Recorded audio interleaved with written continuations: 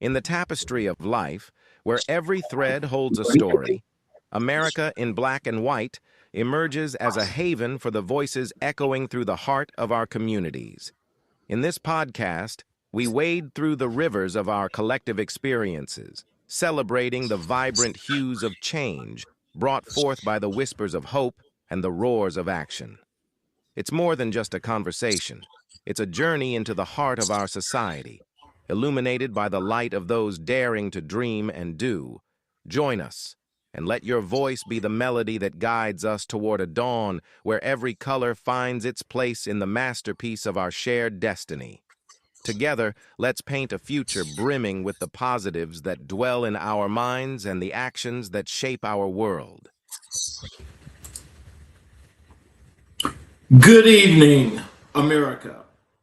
Good evening to every soul who has ever sat beside a sick loved one and wished they had known more. Good evening to every family that navigated a health system not designed for them and found their way through anyway. Good evening to every community worker, every home health aide, every neighborhood healer who showed up without fanfare and gave everything they had. You are the reason we are here tonight.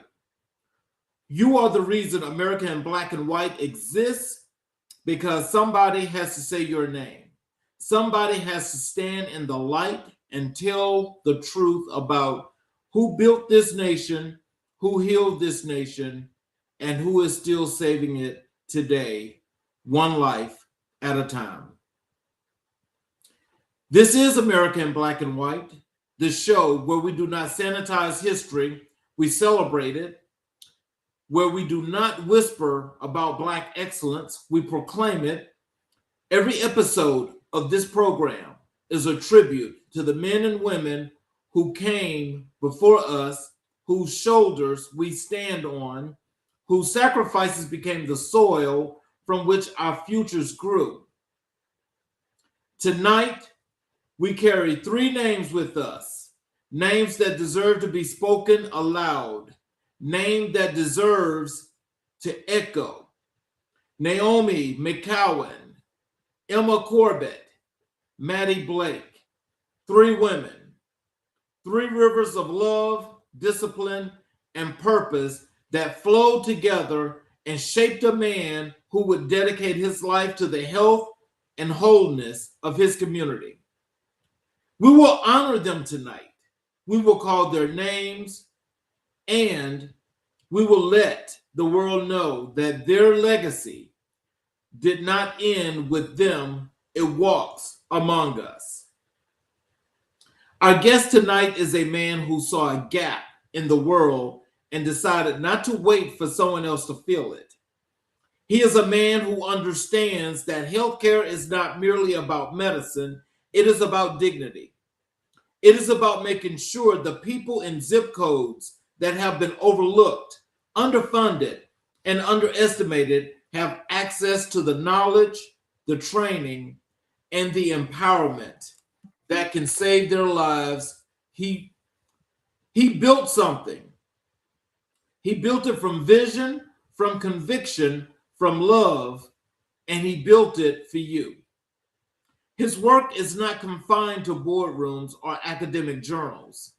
It lives on the streets, in the community centers, in the hearts of people who walked into his organization uncertain and walked out equipped. Tonight, we hear his story. Tonight, we sit with his purpose. Ladies and gentlemen, America, it is my profound honor and my genuine joy to welcome to America in Black and White, Season 4, Episode 119, a physician of the people, an educator, a builder, a champion of community health, and a living testament to everything those three extraordinary women poured into him. Please welcome Dr. Feris W. Corbett. Good evening. Good evening. Hello, sir. How are you? I'm doing great. Thank you. And how are you today? I am excellent. Thanks for being here. And I'm glad that you're here to shed some light on this healthcare situation. Is there anything you'd like to say to the audience before we delve into the show? Just like to say hello to everybody, and we appreciate you all taking the time to join us here on this American in Black and White with Dr. King, and we appreciate you, Dr. King, for this opportunity.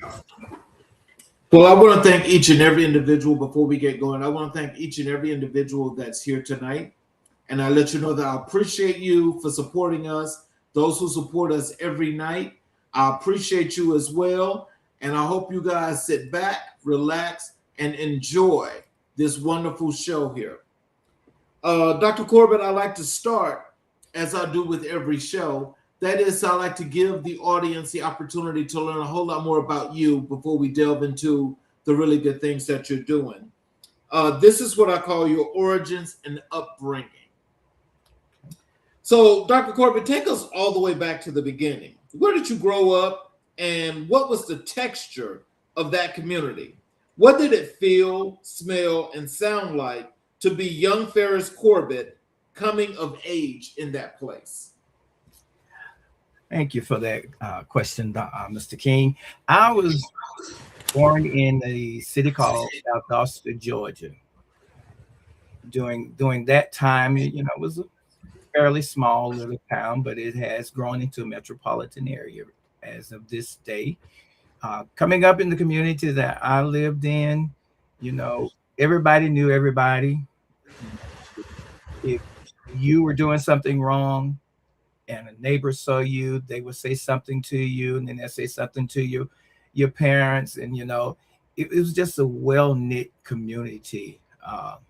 And everybody looked out for everybody. And like I say, everybody knew everybody, and just make sure everybody was safe. Wow. When you think about the neighborhood or environment you were raised in, what were the early signals, the experiences, or observations that began pointing you toward health, healing, and service to others? One of my desire, I always wanted to be a physician. I actually, in fact, wanted to be a cardiologist. That was my dream, to be a cardiologist. So that's been one of my dreams. So that kind of laid the foundation of, wanting to be in healthcare because of the desire that I had to be a cardiologist. So that kind of led me to my pathway of healthcare and into the medical field. Okay. What was the role of faith, family, and community in your household growing up? How did those three forces combine to shape the man you would become? As far as with the faith, every Sunday morning we had to get up and go to Sunday school, get up and go to church. There was no getting around it. There was no getting out of it. That was the rule of the house, and we complied to that. We had no choice but to follow. Family, I was the youngest of my siblings, and so by the time I came along, all of my brothers and sisters practically had all moved away from home. So it was just myself and a couple more of my siblings that were in the home. And so with that, me being the youngest, I kind of looked up to my elder brothers and sisters and everything, but they were all grown, and so they were rarely there as well. So basically, I was there, growing up with my mom and my father for a little while because through time they separated, but I was still there with my mom. And then when she took sick, I became her caregiver and everything. Wow.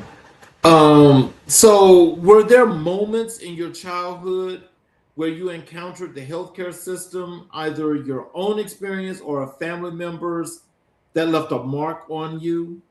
What did those moments teach you about what was possible and what was missing? The moment I would say would be, as I said, when I was, helping take care of my mother.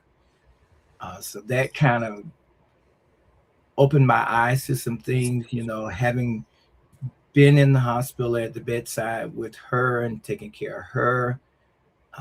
So it made me want to gain a little bit more knowledge about healthcare and the healthcare system and how they function and everything.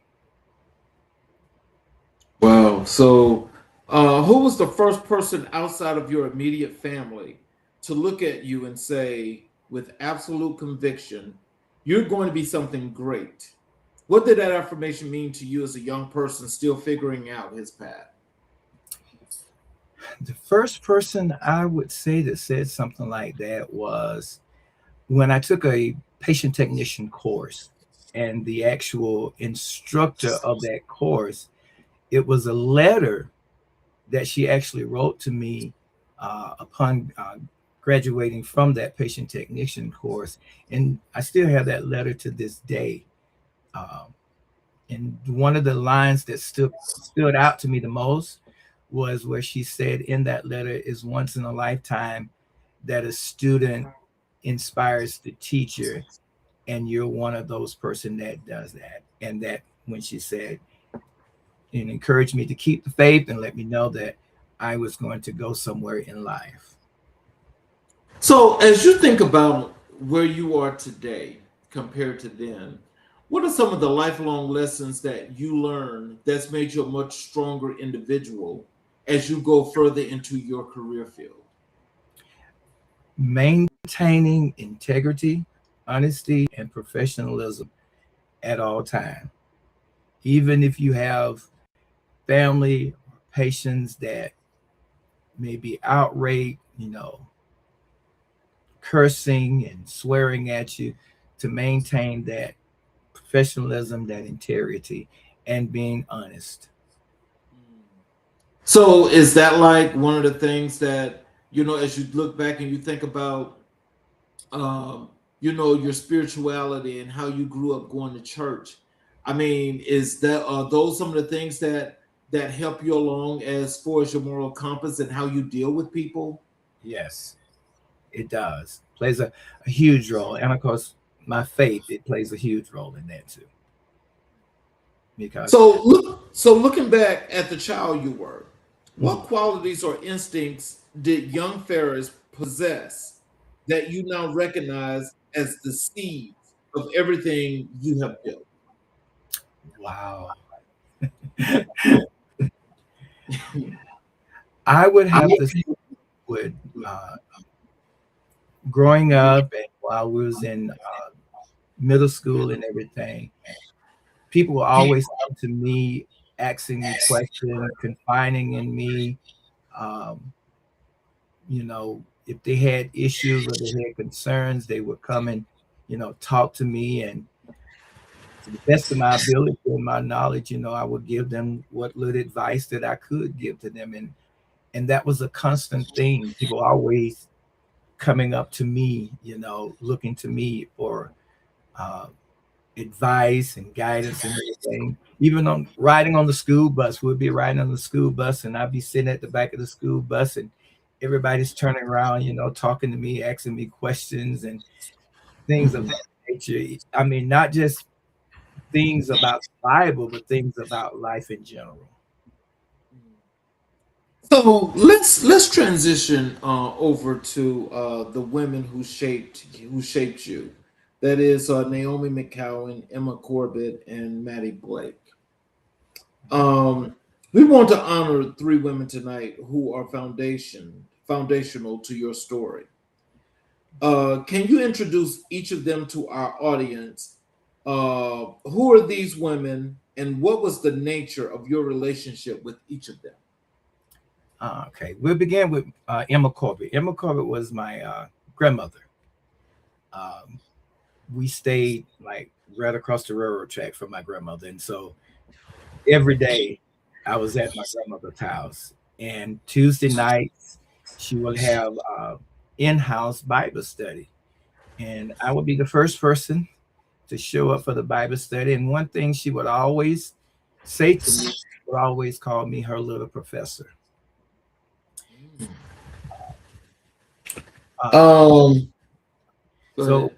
Apostle McCowan, which was my spiritual mother, when I graduated from patient technician, just patient technician course, she would encourage me and then tell me, no, don't stop there. She encouraged me to go on to get my LPN license. She told me, don't stop there. You can do better. Keep going. And it led to the point, and she even said to me one time, she said, you will be that doctor, even if it's not a medical doctor. And those things were instilled in me from her. And one of the things that she constantly said was, education and salvation is a perfect combination. And that stuck with me. And as far as Miss Maddie, she was the first director of nursing that actually gave me a nursing position once I took my board of nursing and passed and got my license. She was the first person that gave me an opportunity to develop my nursing and my nursing skill and my nursing career. And one of the things that she would always tell me and you would say to me was, don't let everybody know or tell everybody everything that you know. And it wasn't a matter of keeping secrecy, but it was a matter of protecting what you've earned, your knowledge and your skill, and be careful in how you share it. And so she was a great mentor to me in my beginning part of my nursing career. So, if Naomi McCowan, Emma Corbett, and Maddie Blake could see He Cares Training and Education Center LLC today, what do you think they would say? And what would you want to say back to them? I would think they would say they would be very proud of where we are, what we've achieved. And the thing that I would say back to them is thank you for not giving up on me when I wanted to give up on my own self. Wow. There's something powerful about a man who credits women, Black women especially, Black women as architects of your greatness. What messages does that send to the young people watching tonight, both about honoring those who came before us and about the irreplaceable role of Black women in our communities? It's important and is foundational to stand upon those ones that have gone before us and paved that way and that have been an instrumental and a role model and an influencer in your progressing toward becoming an adult, towards coming into your career and into your development. Um, as you notice, nowadays a lot of I would say single parents, if you allow me to say that, a lot of the single parents, women, um, some of them don't have the affordability to take that full time with their child or what have you, or a person, because of the way society is now. They're having to work full time and try to raise a household. And if you have that female or that lady or that woman that's in your life that's influencing you in that positive direction of growth, then it is imperative that we um, appreciate that. Uh, Mhm. it it helps pave the way to your future and all. So, as you just made that interesting observation about the single women, can you tell us how do their struggles compare to the single mothers of past? Because it seemed like the ones of past have done well. What's missing and what is causing, this to be such a paradigm in the shift that a paradigm shift that's just off? Past single women, they made sure that that child did their homework, did their chores. It wasn't for me coming up. No television till you finish your homework. No television till you finish your chores. Nowadays, kids have all these games that they could play. They don't, that you got to get your homework done. You got to get your schoolwork done before you can enjoy those activities. So to me, that's the difference between single mothers in the past and single mothers today. And So go ahead. And even the single mothers in the past, even if they had a job, and they gave assignments to those kids, when you get home from school, I need you to have this, and that done. So when they get home from work, all they had to do is go in and start supper and what have you. Nowadays, kids have to fending for themselves. Yeah, but so I mean, because I understand that, especially in our communities, that situation is one that can go on and on and on and on. But when we think about it, I mean, how is it that we can make shift, for those parents that are rewarding bad behavior, and in rewarding that bad behavior, it's like the kids are kind of like falling by the wayside, right? Because neglect is more than just one way or more than just one thing. Sure. What are some of the things that you think some of these single mothers today can take, as a lesson from those women of the past? Because those women of the past were strong and strict disciplinarians. Yes. And I think part of it too is the culture of society today, because if a parent tried to discipline their child in today's society, the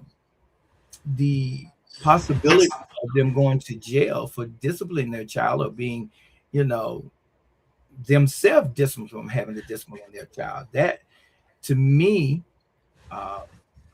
is something that we can look at and try to find a root cause, why. And a lot of times, Mr. King, a lot of the kids nowadays, their behavior is not so much as them having issue. It's the fact that if we can determine, why is this kid acting like this, and find that underlying cause, it's not so much as, what's wrong with them. It's more of a question of what happened to them. So there has to be something that causing this behavior. Right. Well, I really do think that that's an actual interesting synopsis where I think it deserves to be explored, because I think our parents, whether they're single or if it's a two-couple household, I think we've got to go back and we've got to do some work on the parenting, because there's still a disconnect somewhere between that parent and that child, education and everything else that goes with that child. Right. Let's transition over to your educational journey and your academic formation. Walk us through your educational journey from your earliest school years to your highest academic achievements, and tell us what was school like for you, and at what point did education transform from something you were required to do into something you were driven to pursue? Oh, thank you, Mr. King, for that one. Well, beginning, I didn't really like school. I hated school. I hated it. But you said it was required. And that's it, I had those parents, you're going. So when I thought that I became old enough that I could make my own decision, I dropped out of school. I dropped out of high school. My junior year, I dropped out of high school. And going back to my spiritual mother, Apostle McCowan. Um, she was such an inspiration. As I said, that statement of hers, salvation, education, and salvation is the perfect combination. It it ringed in my ear, and so what I did was, and her encouraging me to, go on back, don't stop there. So what I did was I purchased a GED book, and I studied that GED book for maybe about a month and a half. And I made the statement to God, and I said, Lord, you say faith without work is dead. So my work is I've studied this book, and now my faith says when I go take this exam, I'm going to pass it. And so I went and I got my GED. And then it was after I got my GED that I decided to go into nursing, just to see, because as I said, I wanted to be a cardiologist. And so I wanted to see, was the medical field something that I really wanted to do? So that's why I went into the nursing aspect of it. And once I got into, nursing, and I passed my NCLEX for my LPN license, I found that the medical field was something that I really, really, really enjoyed. And so I began to pursue my RN degree. I got almost to the point where I was actually ready to start doing my clinicals for my RN degree. That's when I decided and said to myself, I had been nursing for a while, and I said, I've been taking care of patients at the bedside after they have gotten sick. So then I decided, what if I can get on the preventative aspect of things? And that's what kind of shifted me into the public health aspect of it. And so that's why I went on and I pursued, and I got my master's in public health. And then, I figured, I could be even a greater influence if I go ahead on and get my doctorate in public health. And so that's when I started to pursue my doctorate in public health. And again, my mind flashed back to what my spiritual mom said, that I will become a doctor, even if it's not a medical doctor. And so now I'm on the spectrum where now I'm trying to provide education on preventative measure, trying to keep our communities from getting to the point that they wind up in the hospital. Well, let's talk about this, because I remember when we chatted, before the show, and you was telling me about public health. What made you decide on public health? Because that is such an interesting field of study that has been so female dominated and oriented for God knows how long. What I've discovered in some researches as of lately here in these last 10 to 15, 20 years is that now there are an enormous amount of men that are getting degrees. They're in the public health aspect of career journeys. And what I'm finding more so is that there are more Black men that are in that field. So can you tell us what was so enticing about public health, other than, this personal journey of yours, that made you want to make this a career? For me, it was because public health doesn't just look at an individual, it looks at an entire community. And so for me, well, if I can impact an entire community, I can make a greater impact and a greater difference in the health and well-being of not just an individual, but an entire community. And when you have healthier communities, you have a lesser chance of sicker individuals because you have a healthier community. And that's in the aspect of physical and mental well-being. When I think about, and just my understanding and knowing that your field actually covers communities. I look at that and I think more so than just from the administrative perspective, but I'm thinking about the people part of that, because it seems like you guys get to deal more with people and you go out and you're more so personable with people when you connect. Can you tell us what about that part of your career that is so intact with the things that you do now that made this so natural for you? When people or individuals see an individual like themselves that are bringing them, that education, that information, it kind of helps break that stigma associated with the non-trust within this Yep. medical aspect or medical arena. And to me, that kind of help breaks down those walls that individuals in communities have set up. Uh, it becomes more personable now. Now they have somebody that can actually relate to why they think the way they think or why they feel the way that they feel when it comes to certain things in the arena of healthcare. So, were there teachers, professors, or mentors along your academic path who fundamentally changed the trajectory of your life? Tell us about one of them, what they saw in you, and what they said or did that shifted everything. Uh, One person that I could think of is when I was in my master of public health degree. I had this one instructor. I felt that she was extremely, extremely hard on me.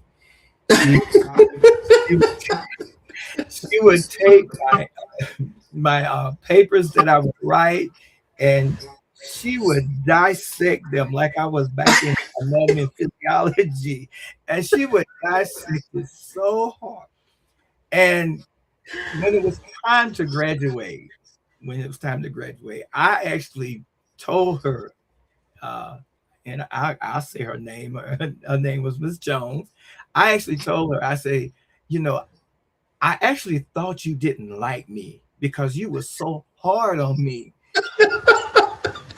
And so at graduation, she was at the graduation and she said to me, the reason why is because I knew you had it in you. I saw it in you, and I just needed to pull it out of you. So it made me appreciate her now. At the time, I wasn't appreciating you. And I done spent, I done spent all this hours, 3 and 4 hours at night writing this paper. You just shuck. So, but now I look back and I appreciate that. And I really do, because I see now, I appreciate that push. Mhm.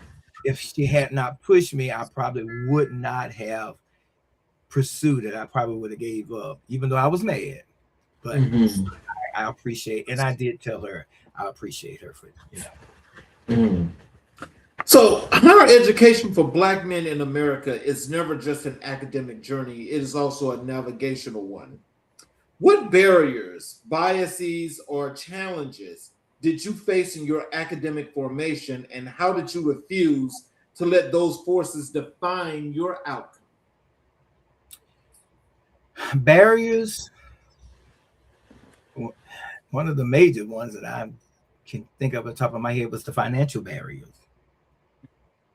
Uh, but I did the best I could. I would save whenever I did not get my financial aid. I would save so that I could continue on with my education.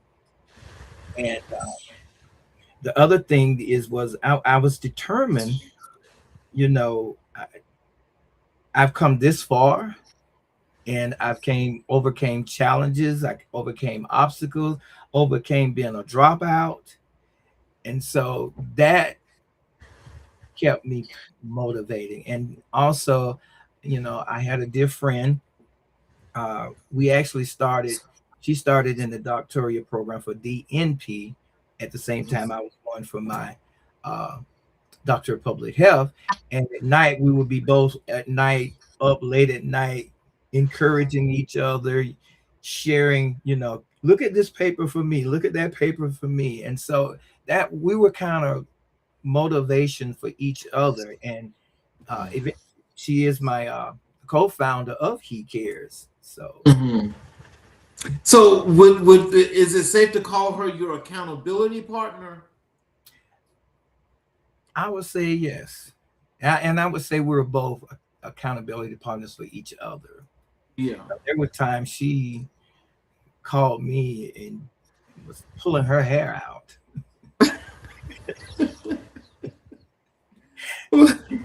So can you tell us, when did public health emerge as your calling?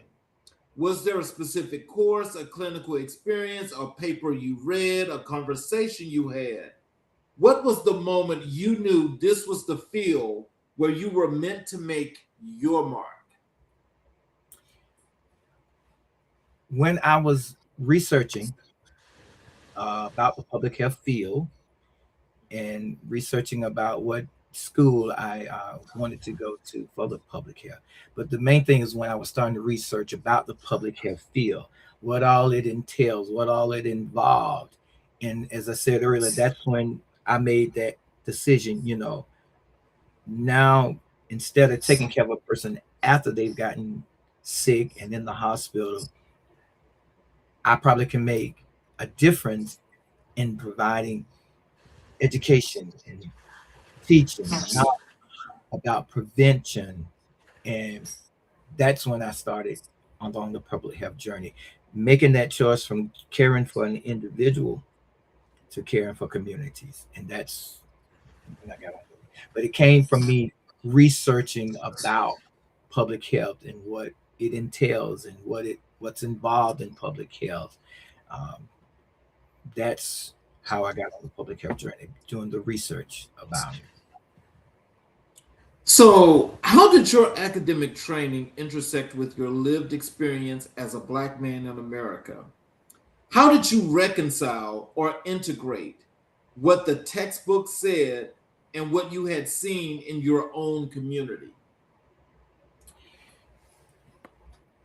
Again, I would have to say some of the social determinants that we discussed in my public health course, and the stigma associated and the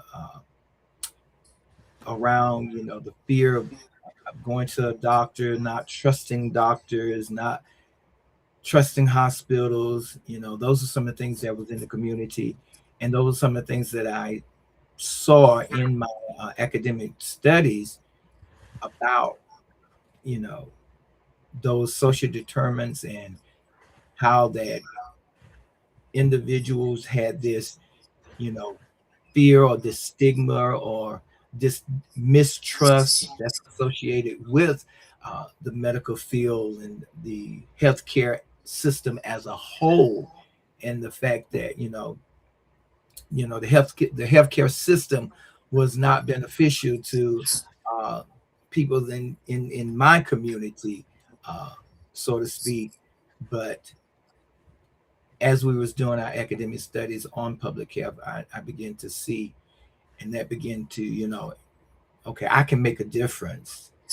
I can help minimize some of this distrust in the healthcare system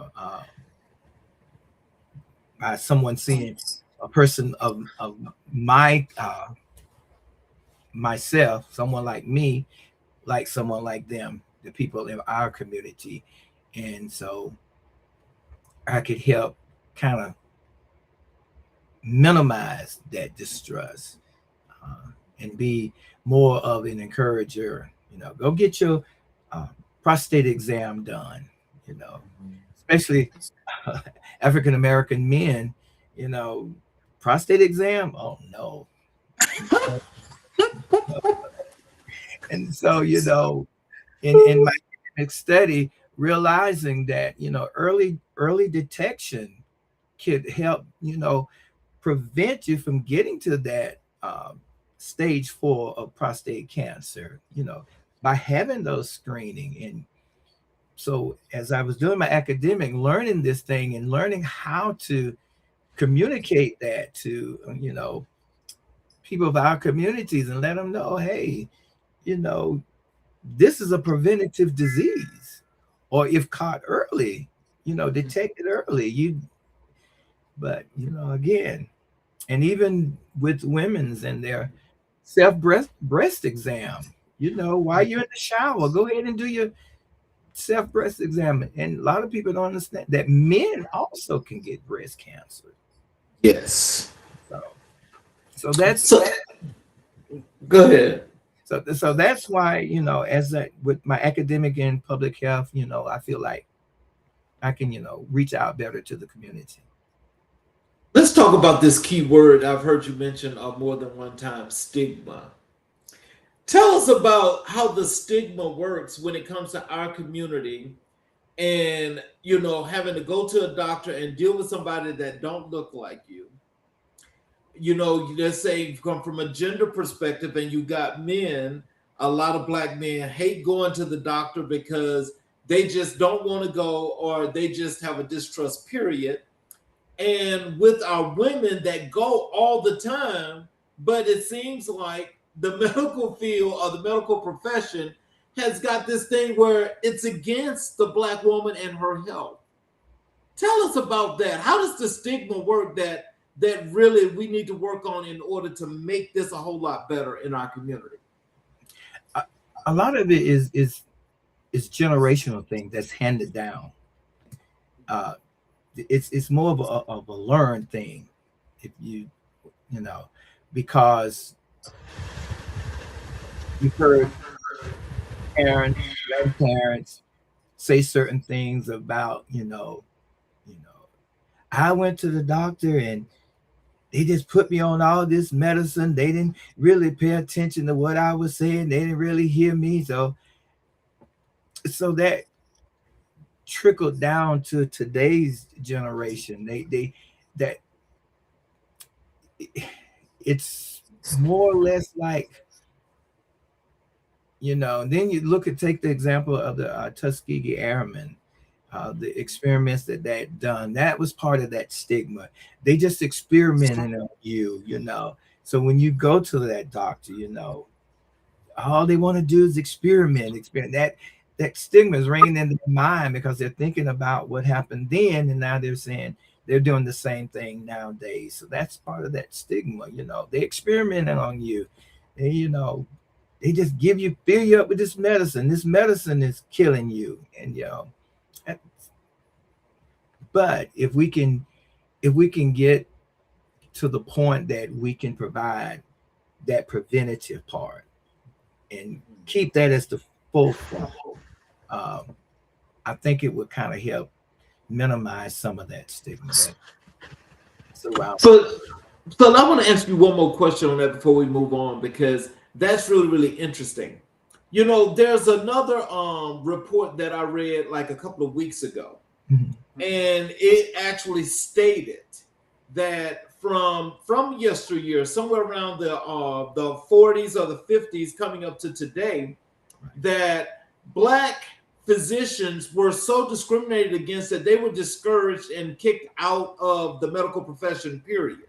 They were. So as you look at that now and you think about today, in our main areas where we look for real serious need for serious conditions, we know we could talk about cardiovascular, we can talk about cancer, we can talk about from the physical therapy perspective. It's hard to find a Black physician. So that adds to the stigma. So what can we do to work around that to try to have a little bit better trust? A lot of time,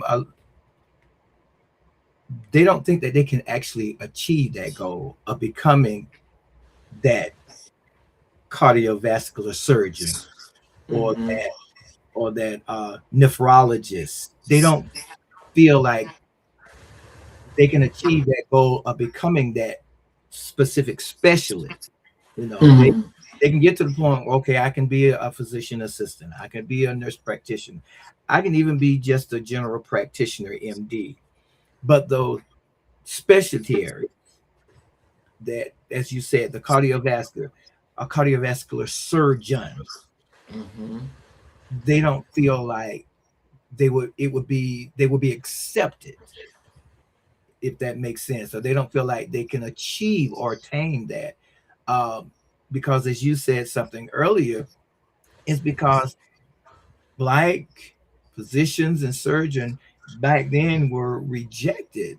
You know, they were not even allowed to practice, even if they were a licensed physician or MD. In a lot of the hospitals back then and everything, they would not let them even practice there. So I forget which one it was, but I know it was called the, if I'm not mistaken, the Philadelphia Medical Center. It was actually founded by a Black physician so that they could train Black physicians. So I think beginning in high school and college, there needs to be more encouragement to pursue those type of professions, and for curriculum that, you know, leads or lean into that encouragement to pursue those types of careers as a specialist and things like that, for the African Americans, college and in high school. Give them a motivation or incentive. So, what advice would you give to a first generational Black student sitting in a college classroom right now, feeling like the only one in the room, perhaps the only one who has ever sat in at the family's chair at a university? What do you want them to know? To maintain their focus, keep in mind and keep forefront their reasoning for being there, and to allow the quote unquote noise around them distract them and get them off focus, but to maintain their focus and pursue their goal with everything that they have, and don't be distracted and don't get off course or off focus. Let's transition over to your work entering public health and your early career. After your education was complete, what were your first steps into the professional world of public health, and where did you start, and what did that entry point teach you about the field you had chosen? I guess with our organization, He Cares, we had been, you know, discussing that and doing things on the side with that long before we even actually completely formed the organization. It was a planning phase, something that we were just, you know, writing little notes and things down. Then after we attained our public health degrees and everything, it was at that point that we decided, hey, let's go ahead and pursue this all the way. Let's go ahead and you know, make it legal. Let's go ahead and start building it, start promoting it, start discussing it. And so that's what we were at. Even when we were still working as a nurse, we were yet building the aspect of the public health, so that when we fully transition in, we'll have everything, the foundation, everything already laid. It was not something that we had to start from the ground up. If we just go ahead and build on what we had already laid. So every career has a defining early moment, a day, a patient, a policy meeting, a community interaction that crystallizes why you chose this work. What was that moment for you, and how did it permanently redirect or deepen your commitment? I would have to say when we did a workshop. It was talking about faith and mental health. We did it at we did a workshop at this church, and I believe it was at that point that it was sealed because of the turnout and because of the comments that were made after we did the workshop and the inquiry that people were asking and inquiring about after the workshop was completed, and the words of encouragement from the end of people that had attended the workshop.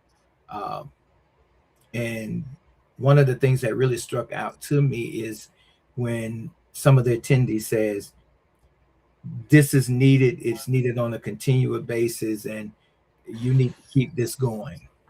So that was kind of at that point, I was like, okay, I'm, I'm in the right vein.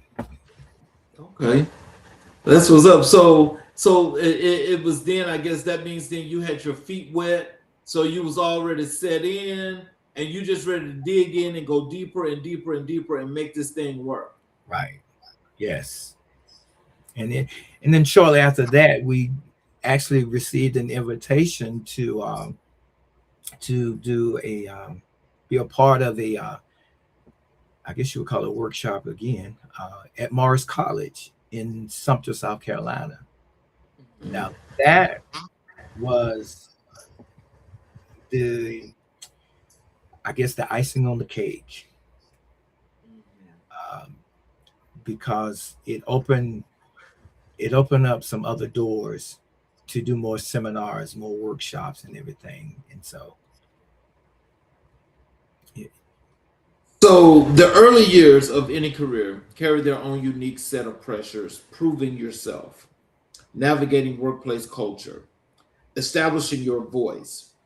As a black man in public health, what specific obstacles did you face in those early years, and what tools, internal and external, help you overcome them?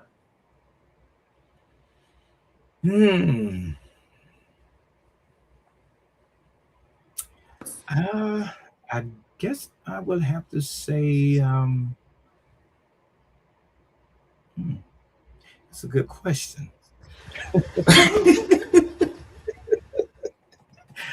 It's a good question. I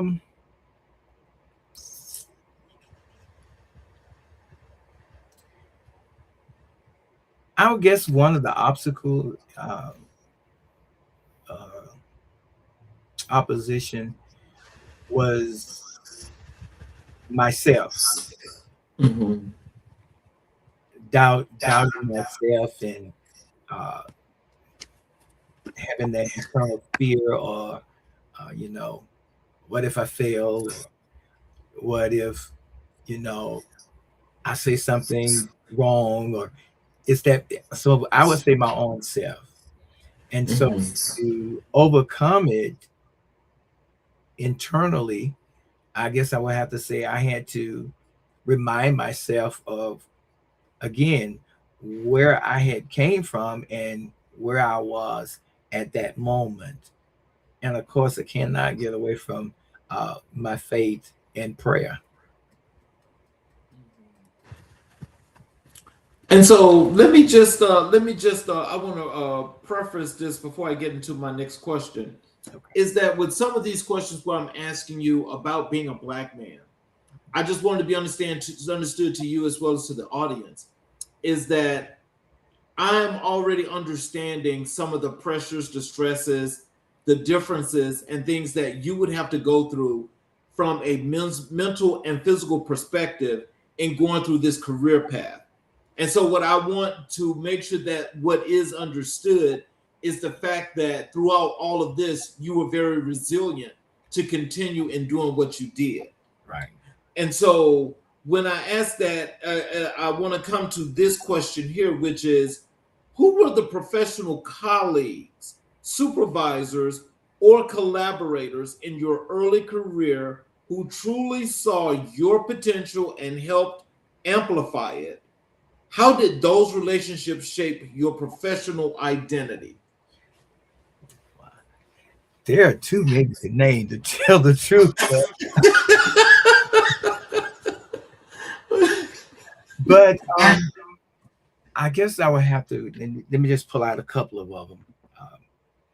There were a couple of nurses, even when I was patient technician, and I was getting ready to start nursing school.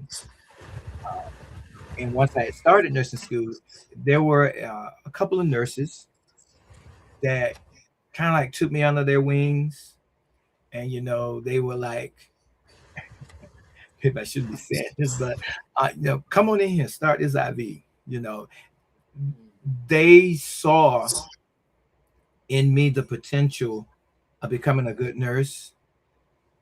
So they kind of like took me under their wings to shadow me. As we progressed in our career, we ran into other nurses that, you know, were encouragers to us. I never will forget one supervisor. I said to her one time, because it seemed like I got all the troubled patient, if you know, quote unquote, this, so hard patient, let me say it that way. I got all the hard patient. And I went in her office one day and said, you know, why are you always giving me the hard patients? And her response to me was, because you know how to handle them, the way you present and carry yourself. So to me, that was letting me know she had confidence in me as a professional over nurses that had a higher level of education than myself. So to see that in me and have that confidence and that trust in me, it motivated me more.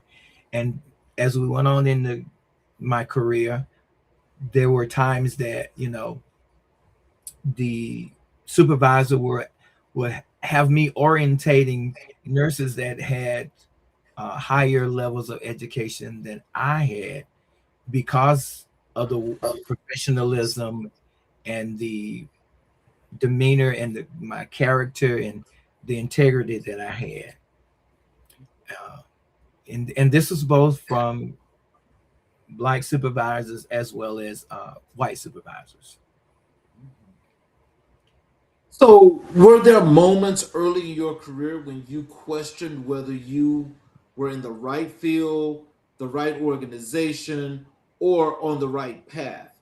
If so, how did you stay grounded during those periods of uncertainty?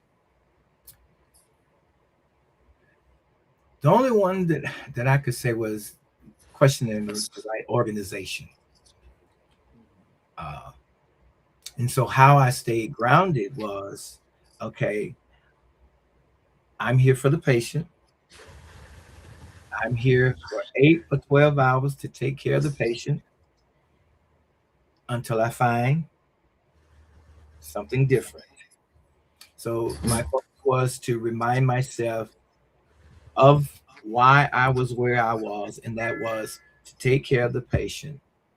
And that was my focus that kept me grounded until I can find that organization that I felt was a better fit. Before founding He Cares, what professional experiences were most instrumental in preparing you in ways you may not have even realized at the time for the work of building and leading a community health education organization? I would have to say organizational skills,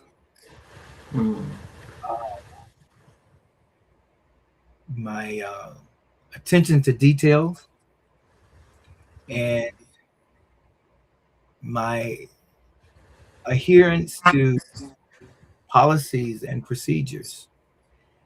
Because one of the things was when I went to another unit, the first thing I wanted to know what was the policy for that specific unit, so that I can adhere to that policy, those procedure.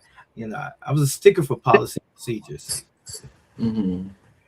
Following the rules. following the rules, and you know, I could, because I want to make sure if I'm being challenged, you know, that I have the tool to question why I'm being challenged for whatever reason it might be, according to the policy.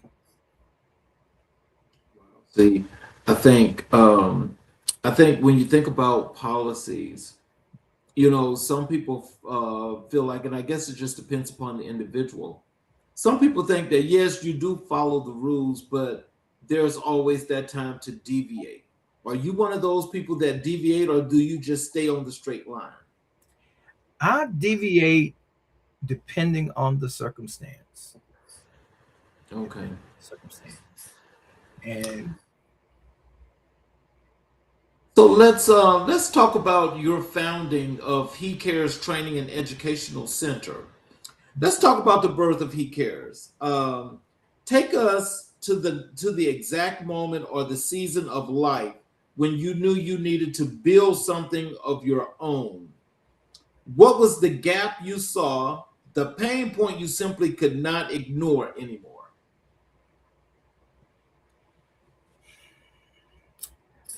the gap I say I was saw is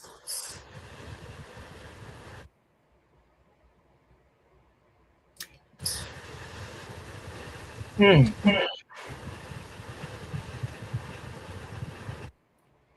gap I was would have to be that training and education portion,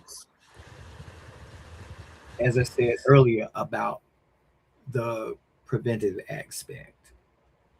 So when we began He Care, we were looking specific at the training and education portion of it, providing those training and education needed for those preventative measures, providing that training and education to the community, reaching out into the community, and you know, giving them tools to make informed decision regarding their health and well-being. But as we begin to build it, we begin to realize, hey, there's some more areas that we can address as well and be beneficial to the community, not just to the communities, but to be beneficial to other organizations, you know, whether they be faith-based, whether they be healthcare. And so we expanded it out to reach those areas as well as the communities. Because when you think about it, you know, when a person is sick or have a health issue, one of the first person they're going to turn to is their pastor. So that's why, you know, we started reaching out to the faith-based organization to make sure that they, you know, can get that training and education. So the name He Cares is powerful and intentional. Break that down for us. What does the name mean? What does it represent? And how does the name serve as both a mission statement and a promise to the community? He cares. When we say He cares, you know, we're talking about Christ, God. He cares. And that is the mission, that He cares, and we are the vessels that He uses to show that He cares. Okay. What did the process of founding He Cares look like in those earliest days? What did you have? What did you not have? And what did you have to believe before any of the evidence said you should? What we did not have, we didn't have nothing, but just a thought.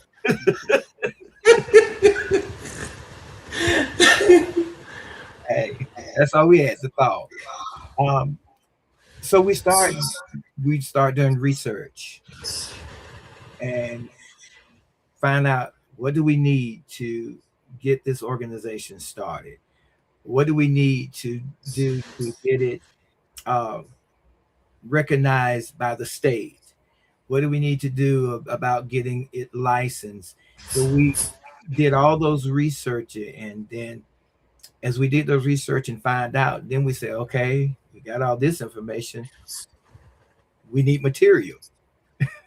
So we started developing curriculums. We started developing programs. We started developing support groups, and we built it up from that. So tell us about your co-founder and partner. Tell us what her name is, and tell us what her role is in the company, and how are you guys doing at this point? Okay. Her name is Dr. Deidre Willis. She is DNP, and her role is she is the executive vice president, and she's the co-founder also. Her role is when it comes to the nursing education and nursing aspect of it. She helps to make sure that when we do because we do offer some continuing education hour, she makes sure that those training and those workshops and those seminars are meeting the goals of nursing education so that they can get approved for those continuing education unit for specifically nurses. So she's what we consider also as part of our nurse planner. So she helps with those things of the nursing aspect. And she also helped, teach some of the workshops and some of the seminars. And she also do part of when we do our podcast, she's also a host on the podcast, and she helps with that as well. Wow. So every founder faces a moment when everything feels like it might fall apart. What was your hardest season in building He Cares, and what kept you moving? What kept you moving forward when every practical voice might have told you to stop? The hardest part, I would say, is when a person would ask you or ask us, what do you do? So we were telling about all the programs we had and what all, so it was basically like we didn't really have a per se tagline or what have you to really express what we actually did. Our biggest problem, we was telling them how we did what we did, but we did not tell them what we actually did. Mm-hmm. So to me, that was the struggling part, finding that voice to answer that one question: what do you do? And like I say, we were struggling with that. And when I said we were struggling, we were struggling so bad too. Our co-founder said to me, I don't know what we do. Oh my God. So we narrowing that down, it made a huge difference. Once we narrow it down to be able to answer that one specific question: what does He Cares do? So, how did the community respond when He Cares first opened its doors?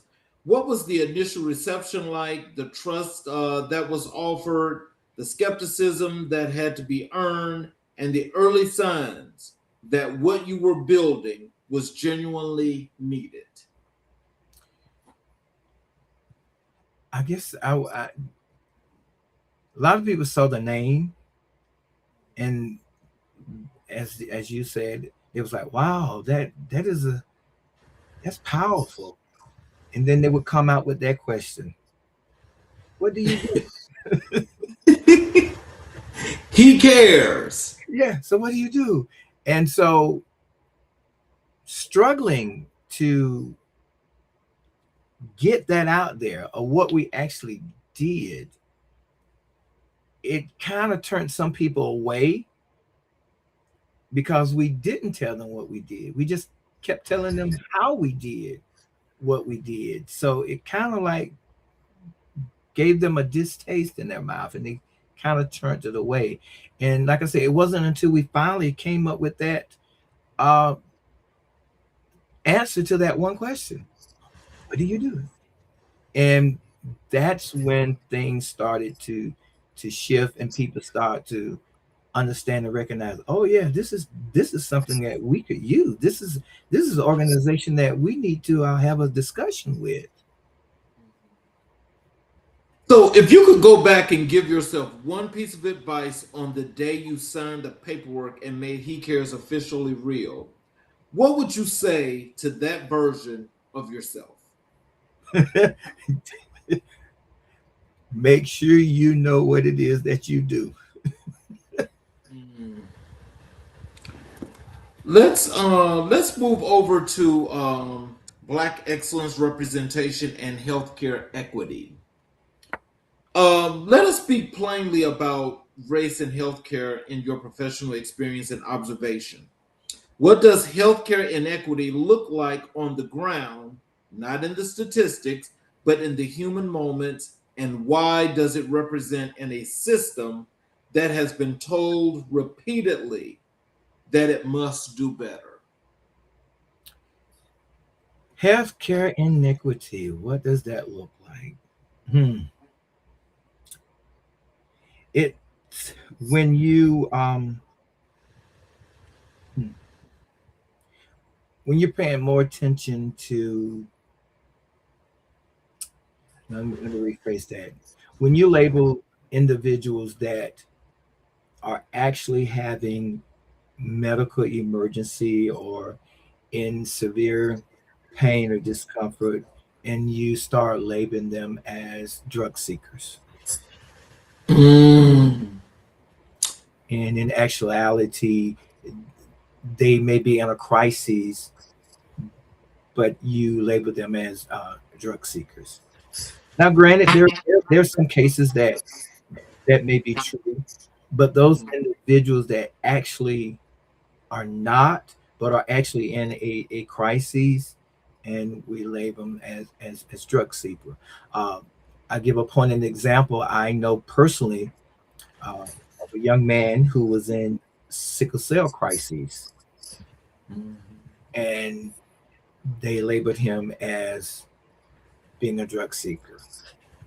And he wound up having to actually be admitted in the hospital because they realized that he was in sickle cell crisis. You know, I had a healthcare worker here on the show a few weeks ago. He's up in Canada. Okay. And he said to me on this show, and he used the exact same example that you used. He said that there was a young man that came in and was going through a sickle cell crisis. Wow. And the people were saying, his white colleagues were saying that he was a drug addict, and he had this thing about pain, and he's just trying to get drugs and so forth. And the guy had got to the point where he was like really, really, like at a dire state. Yes. When you saw that, and you know that this was not the case, what were some of the things that was going through your mind as you are witnessing and listening to this distortion that could possibly have caused someone their life? What was going through my mind? Yes. You gotta be kidding me. You cannot see the symptoms? That was going in my mind. And it kind of it kind of made me a little uncomfortable Mm-hmm. to see an individual like that being treated in that manner and thought of as that manner.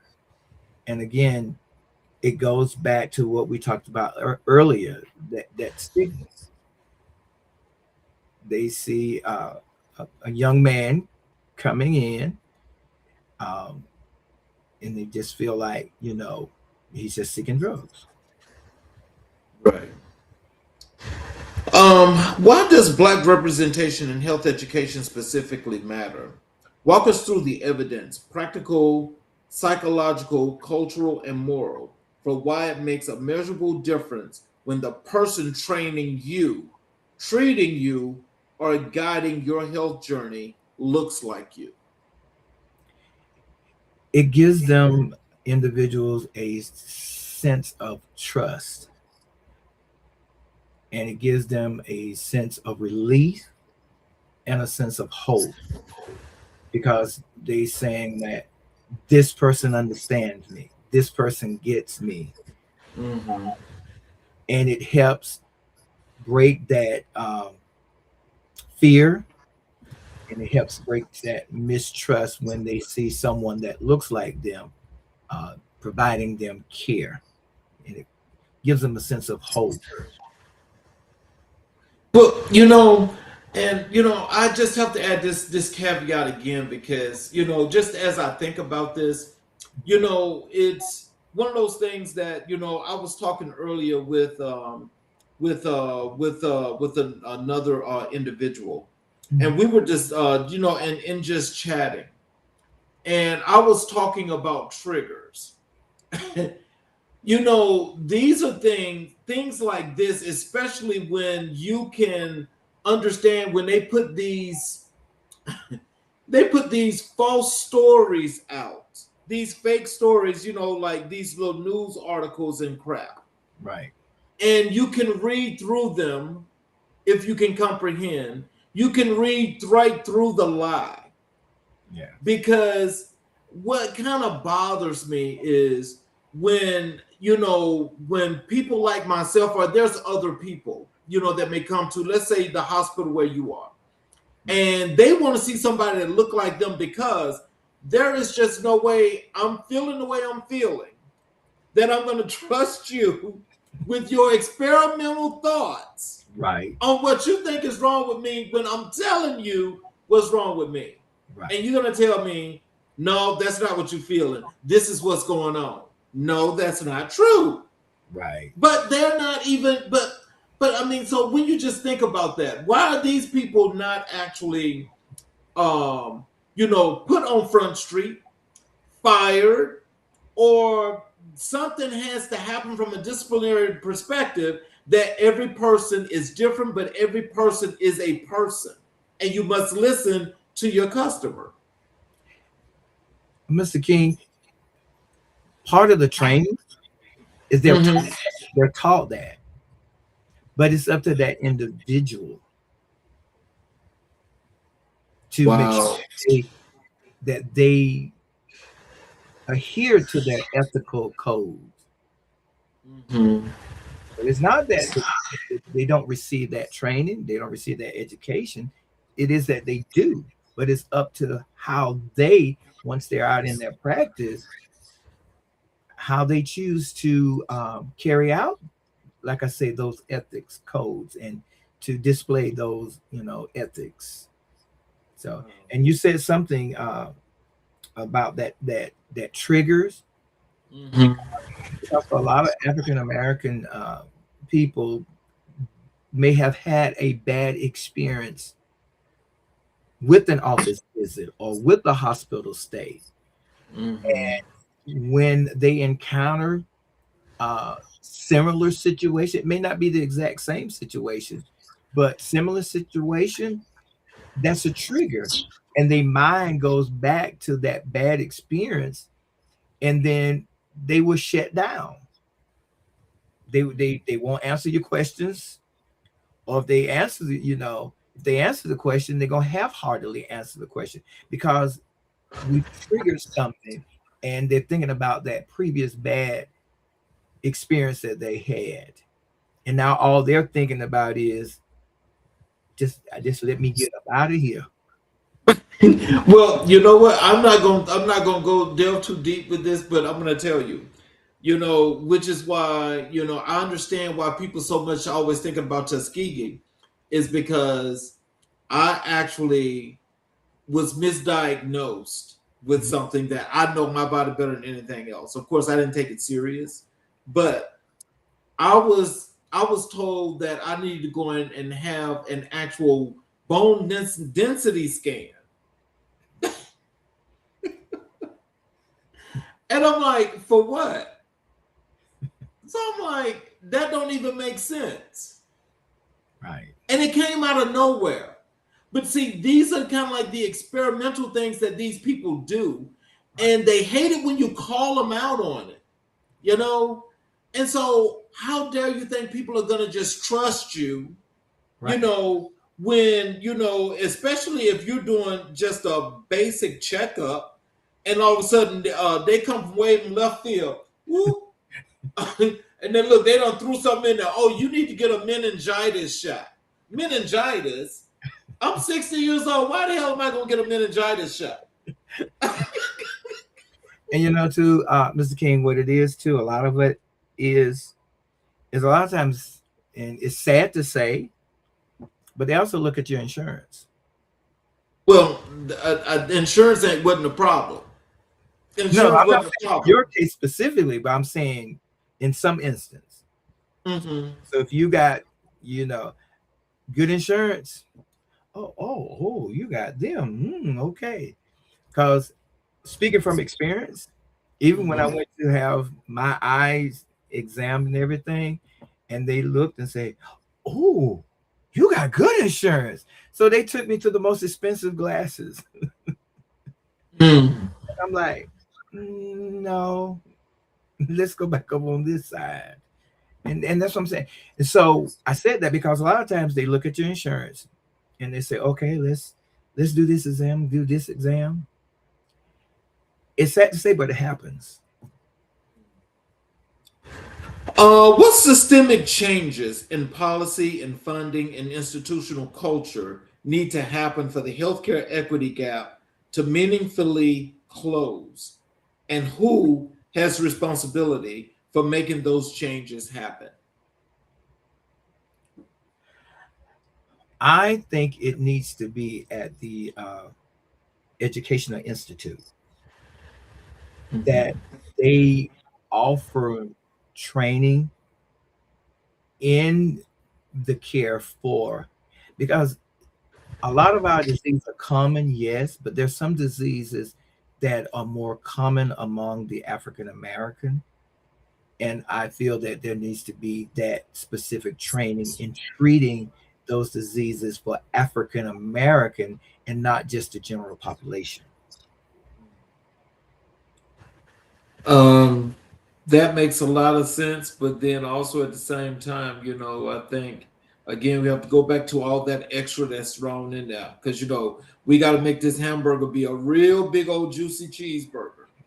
So you ain't just getting the meat, the patty, and the cheese. You gonna get the mayonnaise. You gonna get the Dijon mustard. You gonna get the patty. You gonna get the cheese. You gonna get the lettuce and the tomato, and then you gonna get some onions on top of that to make sure that you get all the taste. But one size doesn't fit all. One size don't fit all, but that dose, believe me, that dose could take you to your grave. Yes, because, and I think about when I had to have surgery, and the anesthesiologist, when he came in, I told him, I said, I know how y'all do your formula. I know you're gonna do with your body weight and to calculate to make sure you get the right percentage of anesthesia. I said, but I know my body. I say I could take 2 Tylenols and that puts me out. I say, so you can't give me as much based on my calculation. Right. I've been doing this here for 35 years. I know what I'm doing. And I just looked at myself, and I respect that, but I know my body. So, so when they put me under and they couldn't hardly wake me up, Oh, what I was going in for an outpatient procedure, I wind up having to stay because they couldn't wake me up from the anesthesia.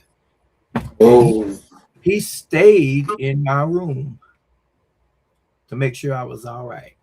And when I finally was able to come out from under it, I said, I told you, Tylenol puts me out. wow. So again, something that you said, you know your body. Yes. And we as healthcare professionals, we have to listen to what the patients say, not what our textbooks have taught us. Yeah. Yeah, because that doesn't fit all. no, because them folks sure don't believe one size fits all. If you black, you get, and black people get this, so y'all all get it. Y'all all get the Tuskegee experiment. Y'all all gonna get some syphilis. And let's see who survived. Yeah. So, and that's where that mistrust comes in at. Black excellence in healthcare is not new. It has long extraordinary history that has been consistently under-recorded and under-celebrated. Who are the Black healers, educators, and healthcare trailblazers from history that you want to lift up tonight? The ones whose stories the American public deserve to know. From you. Ooh, that's deep.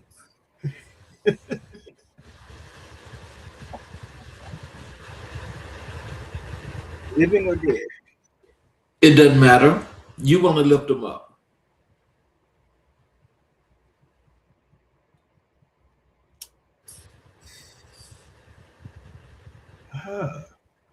That is really taking me down an avenue that I've never thought about.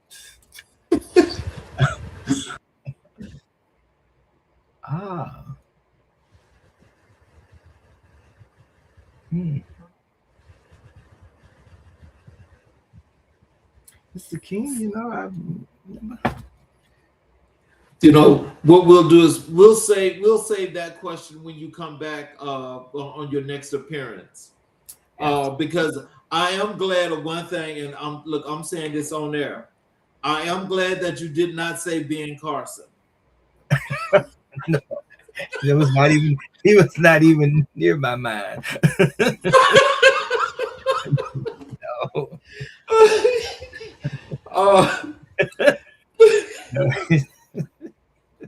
For Black men specifically, healthcare engagement, seeking help, going to the doctor, talking openly about mental and physical health is still stigmatized in many corners of our community. Yes. How do you personally address that stigma, and what work is He Cares doing to create culturally affirming spaces where Black men feel safe to prioritize their health? You said a key word there. We try to provide that safe space so that they can freely express what they need to express without fear that they're going to be looked down on, feel like they're not going to be heard, feel like they're going to be whatever they say is not going to be valuable. You're not really listening. So we at He Cares, we try to make that safe space for them to feel like, yeah, we're listening. Yes, we hear you. Yes, we care. How are we going now? Let's have a discussion. So we open that door for to have that open dialogue for them to express themselves without that fear. Final question for you. What does Black excellence mean to you personally, not as a hashtag or a bumper sticker, but as a lived commitment? And how does your definition of Black excellence show up in the day-to-day operation of He Cares Training and Education Center, LLC? Black excellence to me personally, meaning being who I am, showing up with integrity, showing up with character.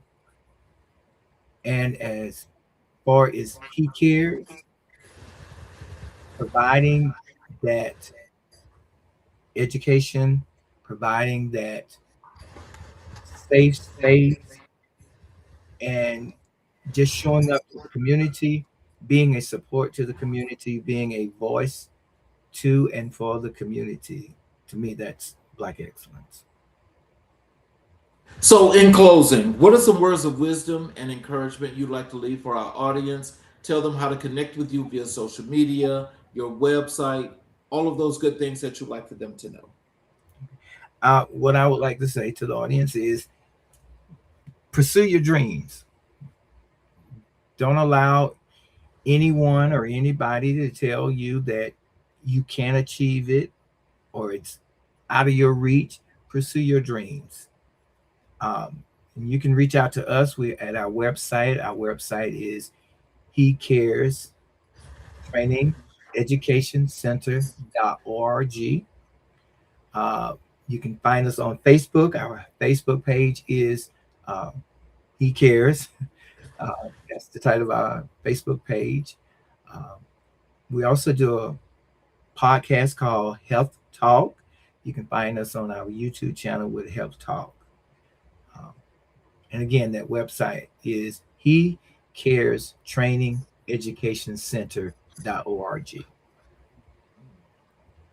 So, I'd like to thank each and every individual that's been here tonight, that's watched the show completely. I thank you for your support, and I hope you enjoyed the show. For those of you that are first-time watchers on any of our channels, especially YouTube channels, I want to ask you if you would, to please subscribe and enable all notifications so that you are able to get the shows when they go live. And you're also able to go back and watch all of our previous recorded shows and learn some information from each and every guest that has been on America in Black and White. So I'm going to close the show with this monologue. And when I close the show, after I close, I would appreciate if you could hang around for a few minutes afterwards for me. All right. America, what you just witnessed tonight was not simply an interview. What you witnessed was a testimony, a man shaped by love, forged by community, powered by purpose, sitting across from us and sharing the blueprint of his soul. Dr. Feris W. Corbett did not just answer questions tonight. He opened a door. He pulled back the curtain on what it looks like when a human being decides what the needs of his community are greater than his own comfort, that the gap between what exists and what should exist is his personal responsibility to close. This is not a job description. That is a calling. And tonight, we were all privileged to sit in the presence of a man who answered his. We began this evening by calling three names: Naomi McCowan, Emma Corbett, and Maddie Blake. And as I prepare to send you home tonight, I want you to call those names one more time, because their work is not done. Their work walked into your living room tonight in the form of Dr. Feris Corbett. Every program He Cares has ever offered, every student who has ever walked through those doors and emerged with new skills and new confidence, every family that is healthier because of the education his organization provided, every single one of those outcomes is a continuation of the love, the sacrifice, and the example those three women poured into one child. Legacy is not what we leave behind. Legacy is what we pour forward. And these three women poured so well that the world is still drinking from what they gave. So here's our call to action tonight, America. If you believe that every community deserves access to quality health education, support He Cares Training and Education Center, LLC. If you believe that Black excellence in healthcare is not an exception, but an expectation, share this episode. If you believe that the next generation of Black doctors, nurses, healthcare educators, and community health advocates deserve to see themselves reflected in the leadership of this field, do something about it today. Donate, volunteer, enroll, advocate, mentor, hire, invest. Do not let this conversation end when the screen goes dark. Let it begin something in you that does not stop. From my heart to yours, from the platform that exists to tell the truth about who we are and who we have always been, thank you for being here. Thank you, Dr. Feris Corbett, for your grace, your brilliance, and your unshakable love for your people. And to every ancestor watching from the other side of time, we see you. We honor you. We're still building what you started. This has been America in Black and White. I'm your host, Charles Zachary King, and as always, we are still here, still rising, and still unapologetically, beautifully, powerfully Black. Good night, America. God bless you all. Y'all have a great evening. We will see you